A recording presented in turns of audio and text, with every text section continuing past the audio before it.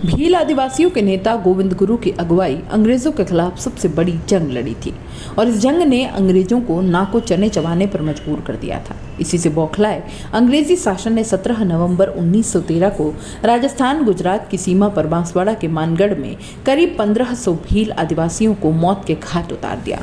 उनकी याद में मानगढ़ पहाड़ी पर एक स्मारक बनाया गया था और इसे मानगढ़ धाम कहते हैं। मानगढ़ धाम को राष्ट्रीय स्मारक घोषित करने पर काफी सियासत हुई थी। पिछले साल 1 नवंबर को प्रधानमंत्री नरेंद्र मोदी यहां आए थे। माना जा रहा था कि मोदी मानगढ़ को राष्ट्रीय स्मारक घोषित करेंगे, मगर ऐसा हुआ नहीं। इसके लिए सीएम अशोक गहलोत ने भी पीएम को चिट्ठियां लिखी थी। कांग्रेस ने इस सभा के लिए फिर से खास दिन चुना। अब से ठीक 38 साल पहले पूर्व प्रधानमंत्री राजीव गांधी भी राजस्थान आए थे। राजीव गांधी का वो दौरा इसलिए खास था क्योंकि इसी दौरे के बाद देश भर में आदिवासियों को सस्ता गेहूं देने की शुरुआत हुई थी। साथ ही कई महत्वपूर्ण योजनाओं को राजीव गांधी ने राजस्थान के उसी दौरे की मदद से धरातल पर उतारा था। सांसदी बहाल होने के बाद राहुल गांधी ने पहली सभा राजस्थान में की है।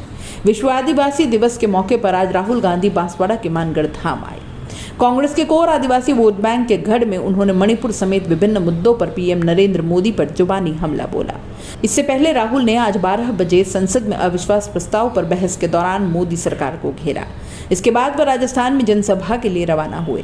राहुल दोपहर करीब 3 बजे उदयपुर एयरपोर्ट पर पहुंचे और यहां से बांसवाड़ा में सभा स्थल पर पहुंचे। मानगढ़ धाम राजस्थान, मध्य प्रदेश, गुजरात और महाराष्ट्र 4 राज्यों के आदिवासी समाज के लिए आराध्य स्थल है। इनमें से मध्य प्रदेश और राजस्थान में इसी साल चुनाव होने हैं। ऐसे में यहां से राहुल गांधी राजस्थान के 25 और मध्य प्रदेश की 45 सीटों को साधने की कोशिश में दिखाई दिए। इसी के साथ राजस्थान में कांग्रेस की सेंट्रल लीडरशिप के चुनावी दौरों की शुरुआत हो गई। अगस्त के महीने में ही राहुल गांधी राजस्थान में 3 और सभाएं करेंगे। आज से करीब 38 साल पहले राहुल के पिता राजीव गांधी ने भी आदिवासी क्षेत्रों का दौरा किया था।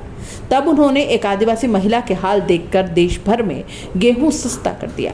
उनके दौरे के बाद कांग्रेस को राजस्थान में भारी बहुमत मिला था। 8 अगस्त 1985 को राजीव गांधी उदयपुर के खेरवाड़ा इलाके के दौरे पर आए थे। तब राजीव गांधी ने 2 किलोमीटर पैदल यात्रा कर राजस्थान के आदिवासी इलाकों के हालत को जाना था और यहाँ राजीव गांधी को आदिवासी इलाकों की वास्तविक चुनौतियों का अंदाजा लगा था। चुनावी लिहाज से राजस्थान में राहुल गांधी का दौरा कहां रखा जाए, इसे लेकर पिछली CWC बैठक में राजस्थान की वर्किंग कमेटी में मेंबर रघुवीर मीणा ने चर्चा की थी और ऐसे में आदिवासी दिवस के मौके पर वह ट्राइबल इलाके में आए। राजीव गांधी के दौरे को लेकर CWC सदस्य रघुवीर मीणा और उस इलाके को करीब से समझने वाले पूर्व उप जिला प्रमुख लक्ष्मी नारायण पंड्या बताते हैं कि 8 अगस्त 1985 को जब अकाल पड़ा हुआ था तब राजीव गांधी ट्राइबल एरिया में विजिट करना चाह रहे थे। उनका खेरवाड़ा डूंगरपुर का दौरा रखा गया। इससे पहले आदिवासी बेल्ट के ही एक व्यक्ति ने राजीव गांधी को टेलीग्राम भेज दिया था। टेलीग्राम में लिखा गया था कि अगर आपको वास्तव में आदिवासी इलाकों के हाल देखने हैं तो खेरवाड़ा के धनोल गांव में आकर देखें। वो टेलीग्राम राजीव गांधी ने अपने पास रख लिया। पंड्या आगे कहते हैं कि जब राजीव गांधी खेरवाड़ा आए तो उन्होंने अपने तत्कालीन मुख्यमंत्री हरिदेव जोशी से कहा कि उन्हें धनोल गांव जाना है। उस दौरान सोनिया गांधी भी उनके साथ थीं। गांव पहाड़ियों से होकर कच्चे रास्ते पर काफी अंदर पड़ता था। बरसात के मौसम में कीचड़ भी भरा था, गाड़ियां वहां नहीं जा सकती थीं। ऐसे में राजीव गांधी अपने लवाजमे के साथ लगभग 2 किलोमीटर पैदल चलकर वहां पहुंचे। इस दौरान उनके साथ सीएम हरिदेव जोशी, पूर्व गृह मंत्री बूटा सिंह, शीला कौल सहित अन्य नेता थे।